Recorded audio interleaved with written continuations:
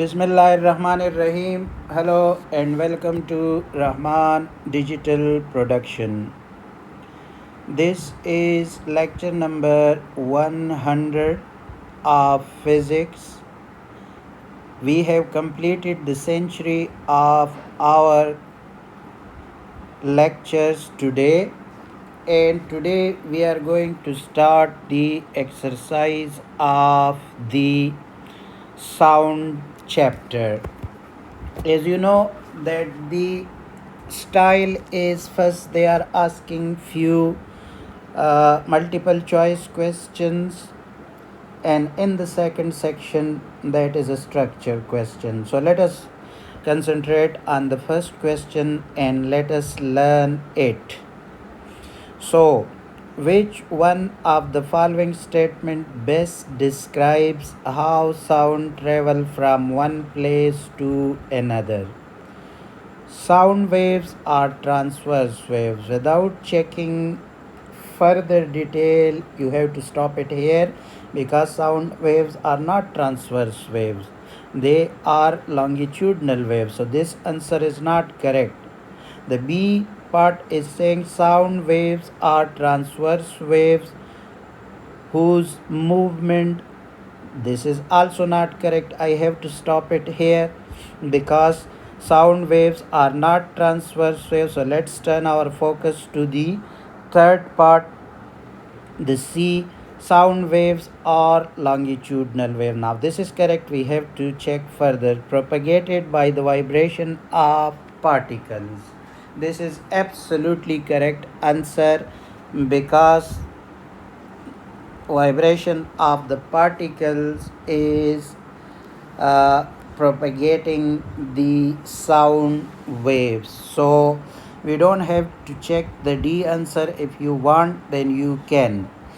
Number 2 part is saying a compression in a sound wave refers to a region where the molecules move very close to each other.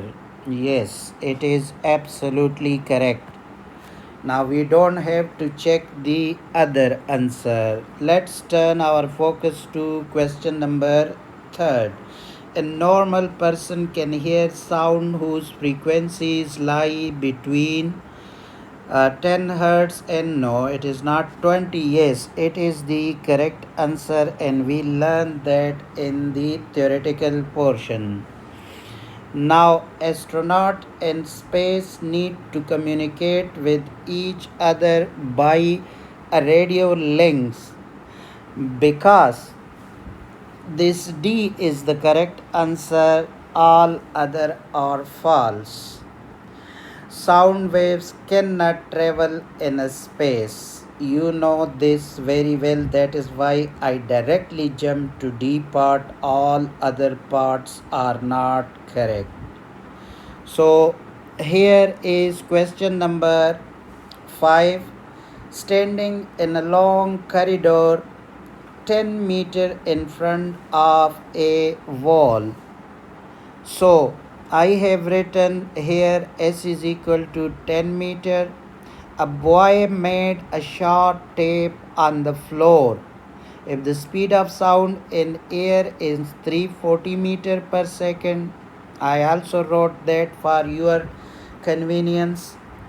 After how long will the echo be heard? So we have to find the time very easy.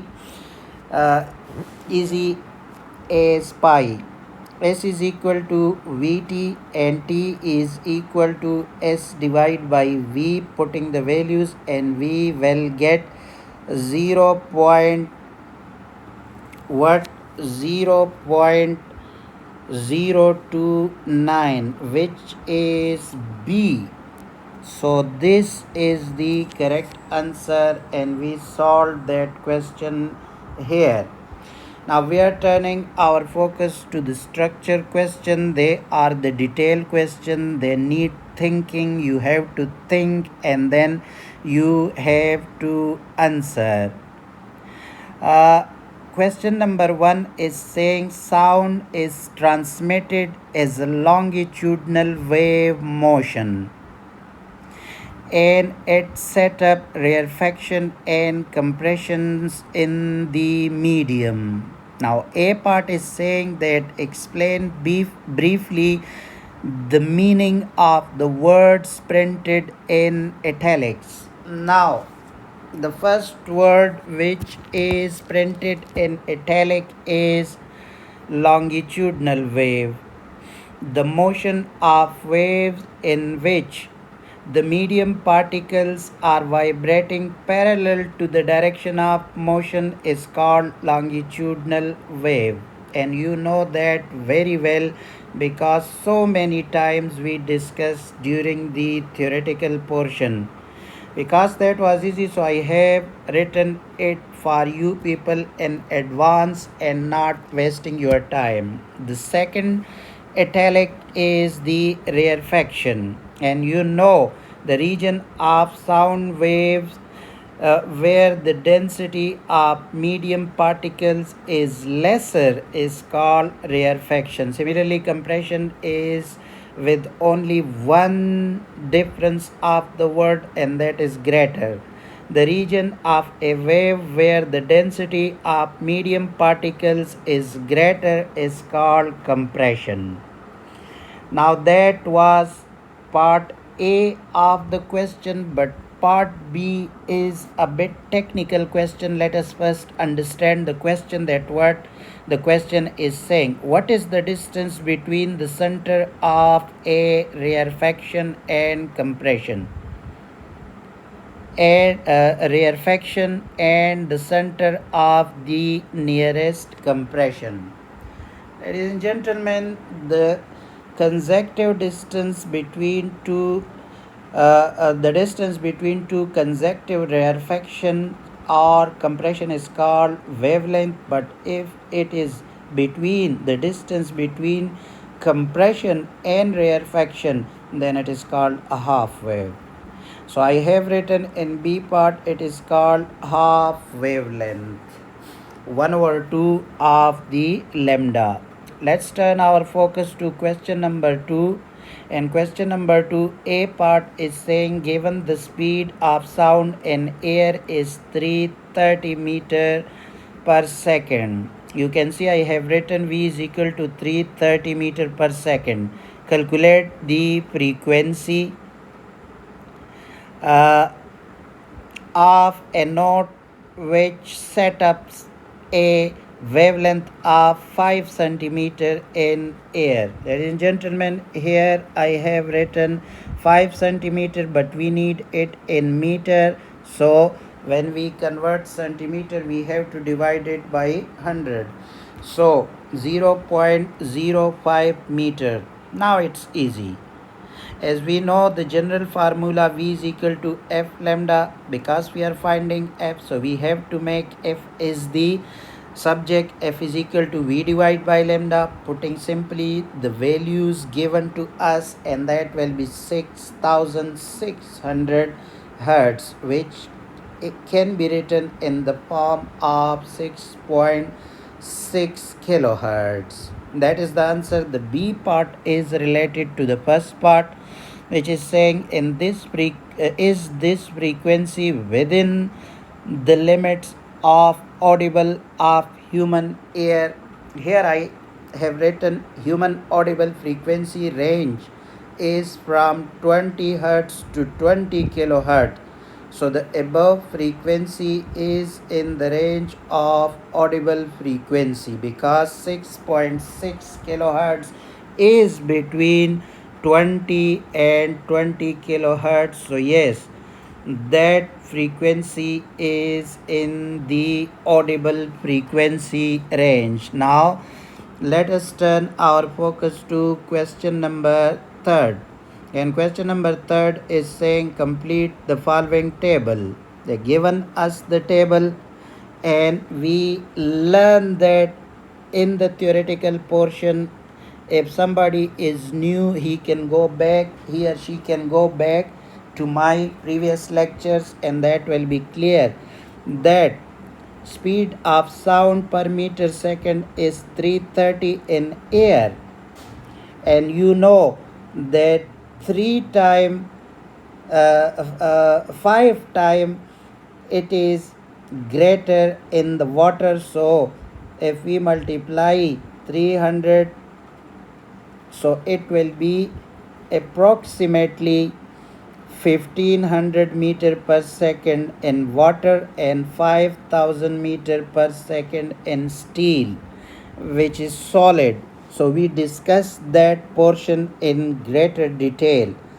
uh, Question number 4 is saying weigh and may. Uh, each strike a tuning fork. The waveforms of the sound produced are as shown. You can see those waveform into picture, and it is written at the bottom that this is the waveform from Waves tuning fork, and on the right side from May's tuning fork. So what the question is actually saying, what can be deduced above about the sound coming from their tuning fork? Now you can see that the frequency and wavelength are equal.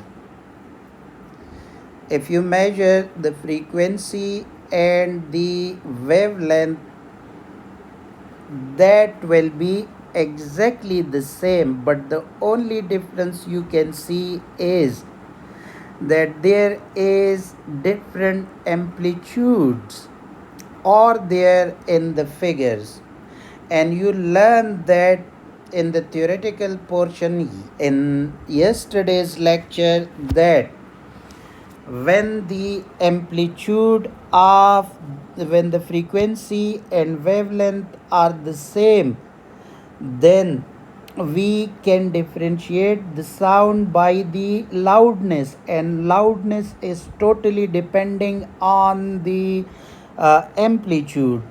So the Waves tuning fork will produce louder sound because the amplitude of that wavelength is greater than the amplitude of the sound waves produced by May's tuning fork. So I have written that for you people. Wave sound is louder because the frequency and wavelengths are the same, but amplitude of waves tuning fork is larger and loudness depends upon amplitude. So the sound of waves tuning fork will be louder, and that is the answer.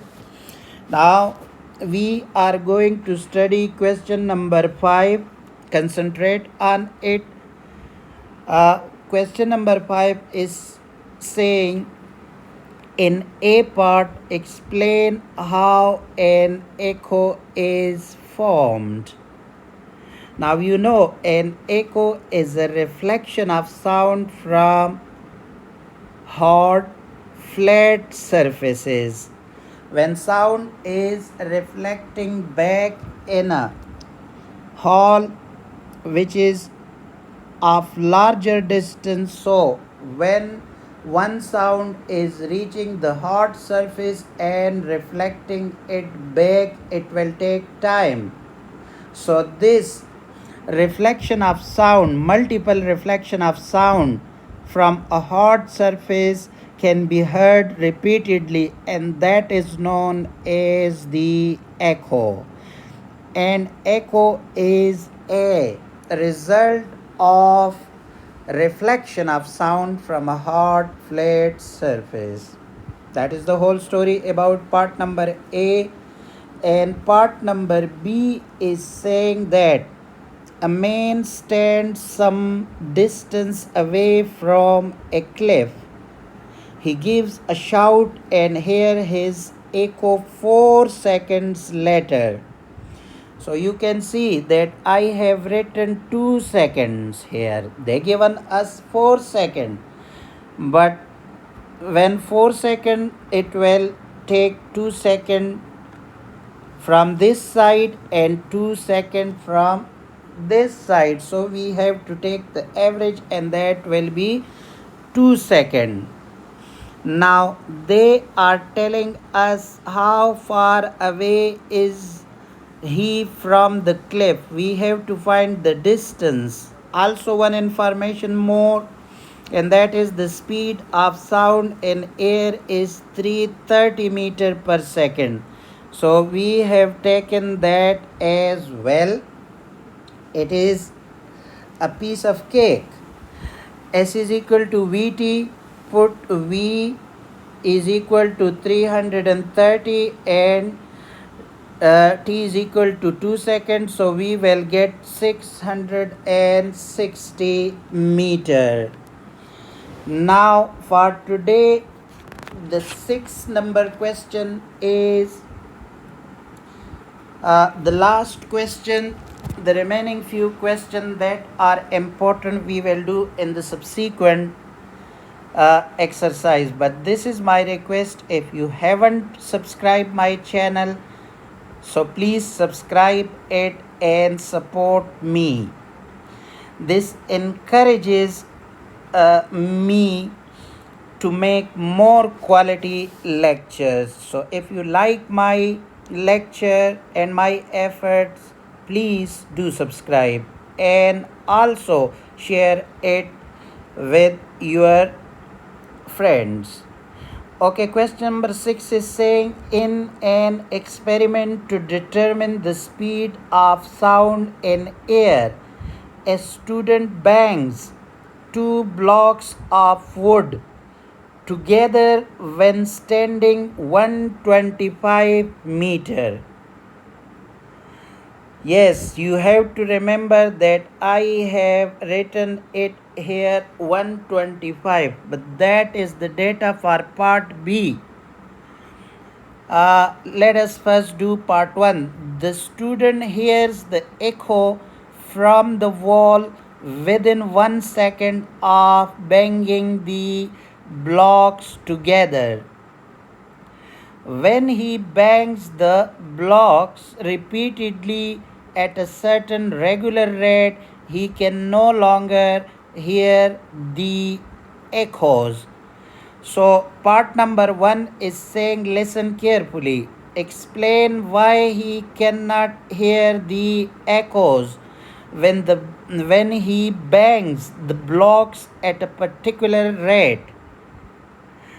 He cannot, the answer is he can't hear the echoes because the outgoing sound waves and incoming sound waves cancel the effect of sound waves of each other. This is an example of interference or phase cancellation.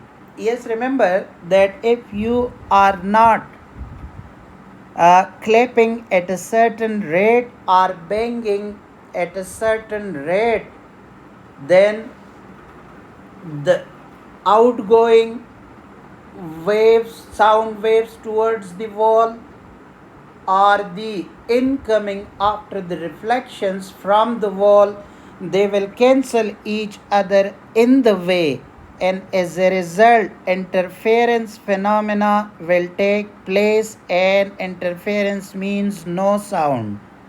So we are not hearing any sound because they are cancelling the effect of each other. Now B part is a very important part, and that is saying the lowest rate of banging for which the echoes cannot be heard is 81 bangs per minute.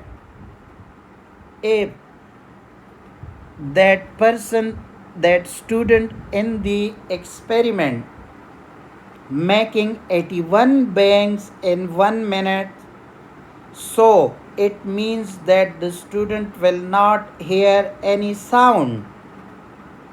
So they are saying that if the distance is 125 as I encircle it in meters, then we have to find 2s. S is not second, it is a distance, so double the distance.